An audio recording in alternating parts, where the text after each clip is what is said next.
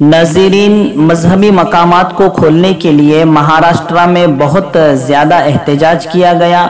सख्त अल्फाज उद्धव ठाकरे को बोले गए और कहा गया कि अगर आपने नहीं खोला तो हम ये करेंगे वो करेंगे।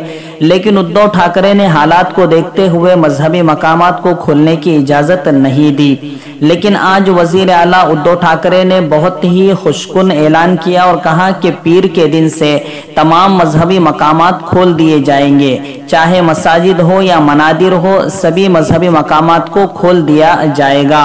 आपको बता दें कि वज़ीर आला उद्धव ठाकरे पर बहुत ज़्यादा दबाव डाला गया था, लेकिन उसके बावजूद लोगों की भलाई को देखते हुए उन्होंने ये ऐलान नहीं किया था। लेकिन अब जबकि महाराष्ट्र में कोरोना वायरस का फैलाव कम होता हुआ दिखाई दे रहा है, तो वज़ीर आला उद्धव ठाकरे ने कहीं ना कहीं दिवाली के दिन लोगों को ये खुशखबरी दे दी है कि आप मस्जिदों में इबादत भी कर सकते हो, मंदिरों में इबादत भी कर सकते हो।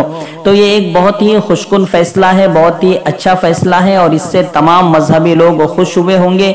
तमाम मजहबी लोगों की दुआएं रंग लाई होगी और तमाम लोगों के लिए वज़ीर आला उद्धव ठाकरे ने नेक ख्वाहिशात का इजहार किया और कहा कि अब पीर के दिन से तमाम मजहबी मकामात में लोग इबादतें कर सकेंगे। तो नाज़रीन, कहीं ना कहीं उन एहतजाज करने वालों की भी उम्मीदें बर आई होंगी जो कि मजहबी मकामात को खोलने की तमन्नाएं कर रहे थे और कुछ लोग सियासी फायदे के लिए भी नाटक कर रहे थे। लेकिन उद्धव ठाकरे ने जब तक लोगों की भलाई उसमें नजर नहीं आई उस वक्त तक खोलने का ऐलान नहीं किया, लेकिन अब पीर के दिन से खोला जा रहा है।